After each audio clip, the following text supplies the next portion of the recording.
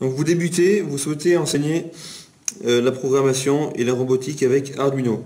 On vous conseille d'acheter une carte Arduino Uno qui est la plus simple pour débuter. Quand vous recevez votre carte Arduino, il faut évidemment protéger l'arrière de la carte pour éviter tout court-circuit. Ça, c'est la première consigne à respecter, on va dire. Donc vous avez sur la partie gauche de la carte 5 ports analogiques de A0 à A5 qui permettent de câbler, que ce soit en entrée ou en sortie, des capteurs. Capteurs de luminosité, capteurs de vitesse, capteurs de température. De l'autre côté de la carte, ici, des ports de 0 à 13, donc 14, ports digital, donc numérique ou logique.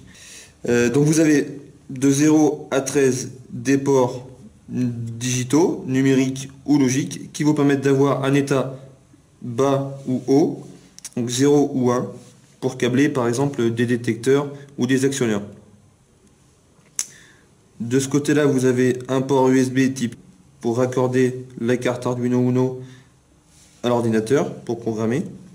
Et ici, vous avez un port jack pour l'alimentation.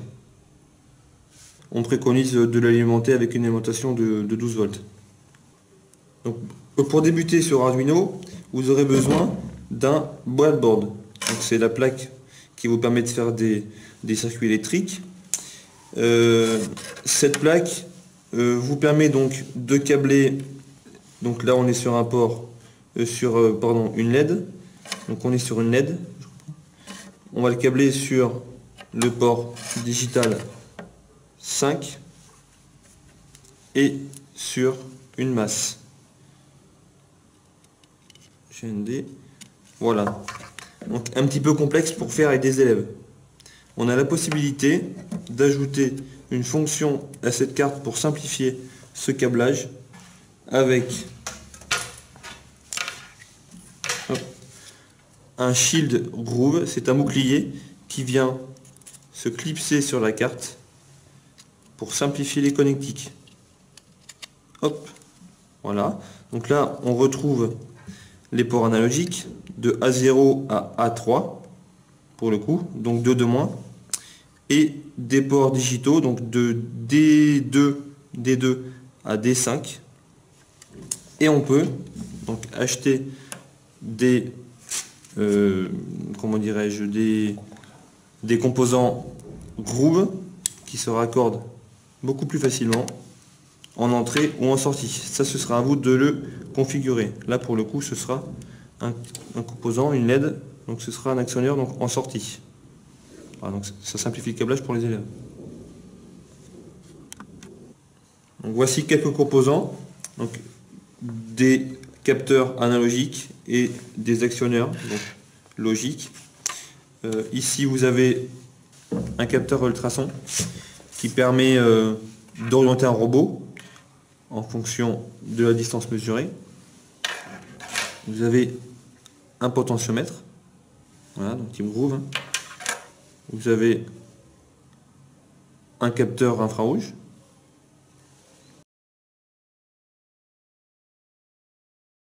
Voilà pour la partie analogique. Ici, vous avez un servomoteur, une LED, type groove toujours, hein, et puis un afficheur 16 bits, type groove, à câbler sur le port I2C du shield groove. Voici donc un exemple d'application. Donc on a utilisé deux cartes Arduino Uno on a utilisé un détecteur de mouvement. On a utilisé également 16 LED sur la partie rouge, 2 LED sur la partie, 2 bandes de LED sur la partie haute, et puis 4 LED groove ici sur la partie basse du pont. Voilà. Et le pont s'allume en fonction de la présence. Donc vous trouverez sur le site internet d'Arduino le logiciel correspondant à la carte pour l'utilisation et la programmation, gratuit bien sûr, qu'on a ici nous téléchargé.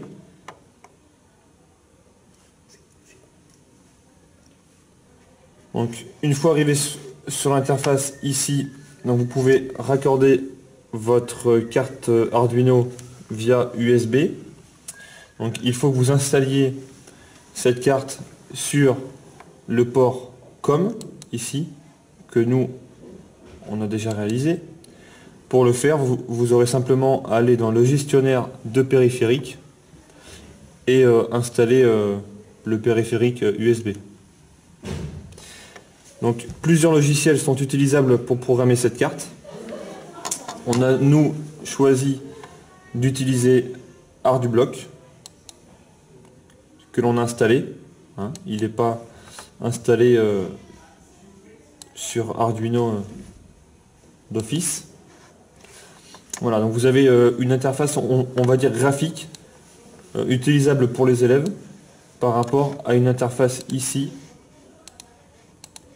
en programmation langage C. Par exemple, si je fais une boucle, simplement pour allumer une LED, donc nous on a acheté des composants Seeed Studio. Je vais sur l'interface,